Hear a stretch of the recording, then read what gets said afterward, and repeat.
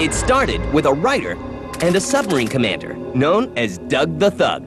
The name Tom Clancy brings a vision of the realism element. It brings a link to movies and books that are pretty much common to a large population. He was very much a decision maker. His history in the British Navy, and this is the direction we're going to go, and this is it. They mixed the real world with the virtual one. Alpha, go. It was something that I hadn't seen anybody really do that well before or do at all. So it was a military shooter, but based on realism. Man down! Need some backup now! And jump-started a whole new genre of gaming. Among first-person shooters, which tended to be set on alien worlds or in haunted houses or in crazy dungeons, this game was set in the real world. You were fighting real enemies that real people can expect to face. It wasn't always easy. Working on Rainbow Six definitely is one of the war stories of the company. Yet they created one of the most respected and successful franchises ever. When Rainbow Six became popular, I told my wife that it was lightning in a bottle, but it was a lie, because lightning in a bottle only happens once. Gear up and get ready for the story behind Red Storm Entertainment. Am I safe now? Escorting hostage.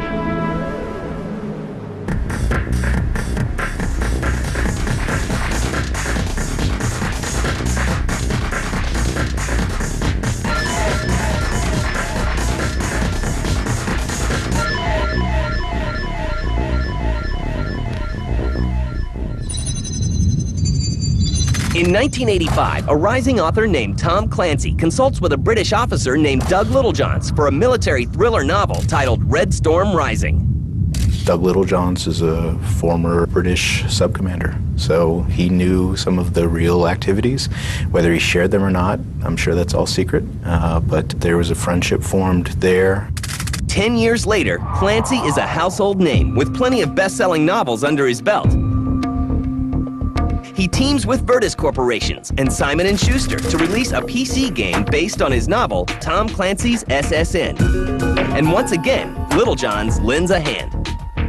Doug was one of the people involved with helping to provide authenticity to the SSN submarine game. While advising for the game, Littlejohns suggests that if Clancy really wants to get into gaming, he should set up his own game company. Meanwhile, Steve Reed, one of the developers for Tom Clancy's SSN, is thinking along the same lines. We saw the potential to have Clancy brought into the gaming community. He was interested. He helped found and back the company that was partially named after one of his books. So there was that heavy interest to work with Tom, and I think that was pretty much the key to getting me join the second company when it was formed, which I was one of the original founding members. In November 1996, Red Storm Entertainment is founded as a joint venture between Virtus and Tom Clancy. Doug Littlejohns is brought in as CEO. People were really enthusiastic, certainly around the industry, when Clancy announced a title, only because his properties are so strong. He's probably the most popular fiction writer, certainly among men, easily. The thought of those properties and those characters, Jack Ryan, etc., being translated to computer was very exciting. So yeah, when they were announced, there was a big buzz. Certainly, Tom didn't want to run the company himself. So there's a person with a good background, understanding military products. I always thought it was cool that he was a commander of a submarine and all that stuff, so he had a military grounding, which was kind of neat. He was very much a decision maker. His history in the British Navy, he was definitely one of, this is the direction we're going to go, and this is it. We're headed that way. I was going into a military-style company, and he kind of had that military career working for him in the background, so there was that realism aspect that went along with that. Be aware you have Tango flight ahead of you. Roger that. This should be off by now, right? And I think at the beginning of Red Storm, that was definitely what we needed. Because of our lack of experiences, we just needed someone there who was going to make sure that they provided that very assertive direction that the company was moving toward. It seemed to have a natural fit to have someone who has the military background, some business savvy, and a friendship with Mr. Clancy to provide a foundation for this new company. He is involved. I don't think he watches over things day to day. He had a lot of ideas on how things should work, but kind of let us run with it the way that we wanted to run with things. They'll have new ideas, they'll take them to him, and he'll either greenlight them or he'll say, no, that won't work. And the Clancy name itself will become a franchise. In 1997, Red Storm releases their first game, Politica. The game is released in conjunction with the book of the same name. The name Tom Clancy brings a vision of the realism element. It brings the link to movies and books that are pretty much common to a large population. Although met with mediocre reviews, Politica generates $2 million in revenue for the company. There's a word of mouth that it's not too far before you bump into someone who's either passionately read all of his books or seen all of the movies, and so in name alone, that allowed us pretty nice limelight to start off a company. As we know, when you're dealing with games, the proof is actually in the product. So the name doesn't provide victory, it just provides a nice sense of attention. Under fire. In position. What Red Storm has planned next for the Clancy name will change the face of first-person shooters forever. Bravo, go! Man down, man down! Threat neutralized. In position.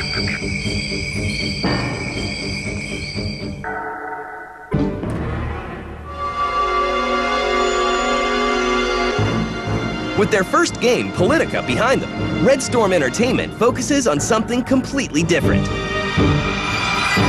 A first-person shooter called Tom Clancy's Rainbow Six. Working on Rainbow Six definitely is one of the war stories of the company. It's easy to see that when you're starting out as a small independent company that there is a make-or-break sense of, you know, you have to have a strong product. We were really trying to establish a brand, and, you know, that's a huge hurdle for a new young company. It was first announced on our cover, PC Gamer cover, as a bit of a surprise. People were sort of, you know, looking at us askance, like, you know, why is this game here? And we thought we were taking a bit of a flyer on that one. We'd seen the game, and we knew it was wonderful. But no one else really knew what it was or what it was about. So when we put it on our cover, that's considered in our office as one of the biggest gambles we ever took. As development starts, Clancy makes a critical call. It must have a heavy focus on realism. Well, it imposed difficulties, but I wouldn't say that's the reason why the game would be difficult.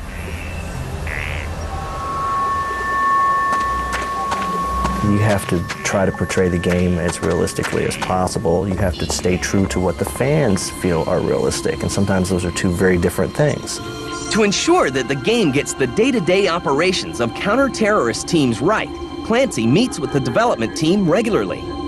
He came down several times for Rainbow Six, and we had several meetings with him where he critiqued some of the story and talked a lot about plot and the main premise for the team. Kind of long line this way, facing me. Long line. He hooked us up with a lot of good advisors, some ex-Special Forces operatives and people like that were able to help us get the correct feel for the game. Okay, where are you going? You look confused. We have all of Jane's guides. We have references. We have people within military organizations, within law enforcement, within all sorts of levels of government. Put your body almost straight up. Who we use as contacts that we talk to and say, how is this really going to happen? You're going to execute a hostage rescue into these rooms. Is this kind of a situation actually going to occur in the real world? You're going to have to take scientists and radioactives, exfiltrate back out. Is this how you would actually go about this type of an engagement? It gave us experiences that we'd never had. We went down to a H&K training facility.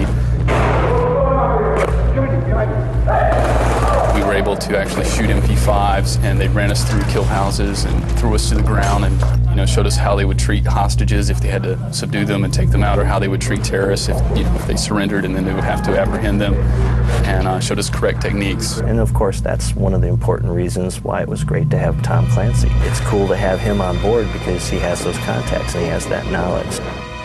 Rainbow Six is created at the same time as the book it's based upon. In our history, we have created products that have occurred after the books have been written, and this is a case where the concept was co-created and the game was really the leading edge.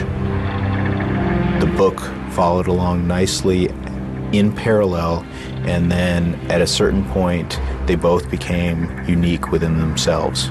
Armed with a clear goal and hardened with real-world counter-terrorism training, work on Rainbow Six shifts into high gear.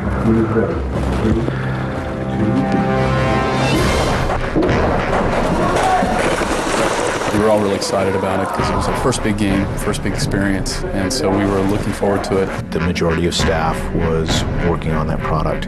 We were putting in about 60 to 80 hours a week for about 6 to 8 months, so working through weekends and holidays and things like that. Really, we learned a lot about how to make games because that product was an incredible stress and burden on the company to get it done. In 1998, Red Storm releases Tom Clancy's Rainbow Six. The novel is released weeks later. Both are a success. Sales of the Rainbow Six game helped the company reach $16 million in revenue that year. Your mission is to disarm all explosive devices and neutralize the aggressors. At first, it was staggering. In position. The reviews and whatnot that came in were generally very, very good. Contact. They knocked us in the areas that we were expecting to get knocked on because we were new. We didn't have a new high-speed engine. But a lot of people loved the gameplay, and they loved the tactical problem-solving that you had to do. So it was very exciting. In position. And very rewarding.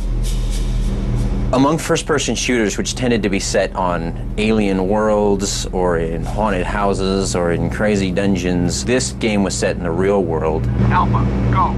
You were fighting real enemies that real people can expect to face. Man down, man down. Need some backup now. And there was an element of authenticity to that no other game had really even attempted to do. It succeeded brilliantly in rendering that real environment. Bravo, go. That was what was different about Rainbow Six. That's what it was unique. It really felt like a real tactical situation as opposed to running away from an alien carnivore. Bomb neutralized. Not only is Clancy pleased with the results, but so are the people that he writes about in his books. We had a lot of SWAT people, a lot of military people playing our game and giving us feedback, sending us emails. Under fire. Tango down.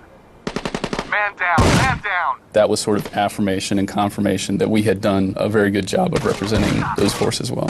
Tango down. Rainbow Six creates an entirely new subgenre, squad-based tactical shooters. Development of an expansion pack called Eagle Watch and a full sequel to Rainbow Six begins right away. We decided to launch additional material in forms of mission packs, and that actually created a wonderful cycle for the company where we offset full production of large-scale games against producing some of the additional mission pack materials. And then we had basically 9 months to get a sequel out to a hit game. That's not a very big period of time in gaming standards. So we had a very robust feature set that we were trying to put in to make sure that we stayed loyal to the fans, but also to ourselves. The name of their first sequel is Rogue Spear. So now we could push for that stuff to get into Rogue Spear. And everybody was so very passionate about it and very excited about it. Escorting hostage. In September 1999, Tom Clancy's Rainbow Six Rogue Spear is released and becomes another instant hit. Red Storm's revenues for that year hit $60 million. Rogue Spear was a chance to really sort of flex and really try to experiment and do some new stuff. Buoyed by their success, Red Storm decides to try something new, but the results will be just shy of disastrous. Mission failure. A hostage was killed. Come with me. Right behind you. Escorting precious cargo. After the release of Rogue Spear in 1999, Am I safe now? Red Storm tries to break away from the first-person shooter genre it's known for. We've had a few other types of games that haven't been these major brands. Some of them have been other Clancy-style games where they were attached to a series of his books. There were Shadow Watch and Ruthless.com. But the results are disappointing. You want them all to be great, but sometimes they're not going to work well. And we're just lucky that we've had some good successes to counterbalance the ones that haven't done so well, but we're still proud of them because we know that the people really put their heart and soul into them. They worked really, really hard, and unfortunately, sometimes it just doesn't happen. Red Storm decides to return to what they do best. Realistic tactical shooters. They really found what they did well, which was the tactical shooters, and they made a mint on that. In May 2000, the company is acquired by French publisher Ubisoft for $45 million.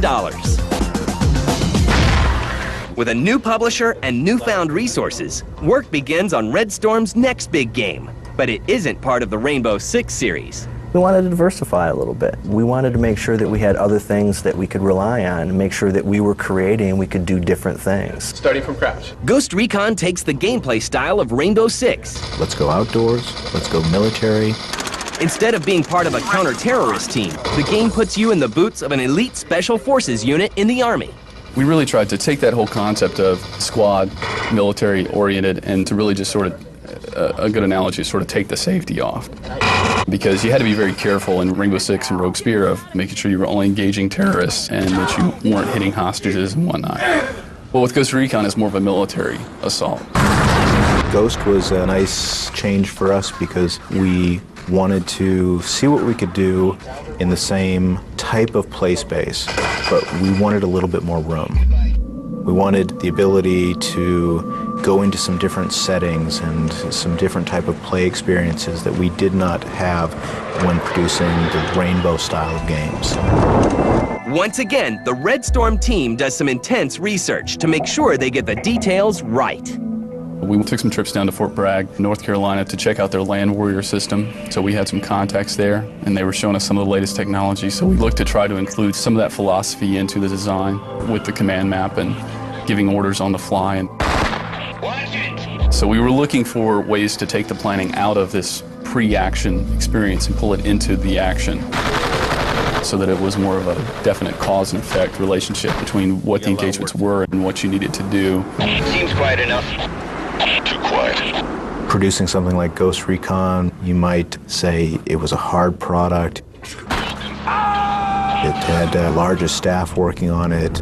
It was our first major product after the acquisition. We really want this to be good. We have one of our artists who worked on Ghost Recon. He has full military tac gear, and he runs around outside with a fake airsoft gun just because he wants to know how the arms move when he has full gear on, because the mocap that we get, we don't usually put people in full gear. So he wants it to be that realistic. He wants to know what it feels like so that he can adequately model the character motions. In 2001, Tom Clancy's Ghost Recon is released. Once again, a game from Red Storm is showered with praise, including a Game of the Year award from PC Gamer magazine, and sales reaching 1.8 million units. It's a tremendously good feeling when you ship something and you get awards of praise from your peers or from magazines. Even the simple tip of the hat on someone's personal website, they're all equal in praise. There's someone saying they enjoyed your game. Meanwhile, the Rainbow Six series continues without Red Storm. We really wanted to invest the time we needed into Ghost Recon, but we also didn't want to walk away from our Rainbow franchise. You know, it's your baby. You brought it up, you raised it, you were there from the very beginning, and then it's sort of like sending it out into the world to get somebody else. Alpha, go, go, go! After the acquisition, it was perfect for us to go up to Montreal and say, look, you know, this is what the next version should be like, but we can't do this now. We can't do this in-house. So can any of your teams do this? That's the start of a collaboration that has finished now with GMing of Raven Shield, Rainbow Six 3. The reins to the Rainbow Six franchise are taken by Ubisoft Montreal, although the transfer goes smoothly. At times you sort of see things and you're like, oh wait, is that right? And then other times you see things and you go, wait, that's actually wrong, let me show you what's correct, you know, and so you need to shift this over here. And so there were times where they actually did some stuff that was very innovative that we were excited to see, especially the on-the-fly commands window where you can just point to a door and tell people, Open door. Yes, sir. It was like, excellent, that's a great innovation. The franchise needed that. Ubisoft Montreal releases Rainbow Six Raven Shield in 2003. Meanwhile, Red Storm looks to the future, and the Clancy brand continues to expand with games like Splinter Cell. We continue enjoying to make these style games. There's always some features that you weren't able to get into the last version, and I think that's what drives most of us to wanting to keep going and going with the same type of game, is that there's more that we can do with this. You're not supposed to be here. There's more variations, and we just want to keep going. Today, Rainbow Six has sold 7 million copies worldwide, and its legacy continues to be felt by the gaming world. They've been a very big influence. That really impacted with gamers this sort of new take on real environments and real tactics and real enemies. And that all goes back to Red Storm and the gamble they took on Rainbow Six. Let's get back in one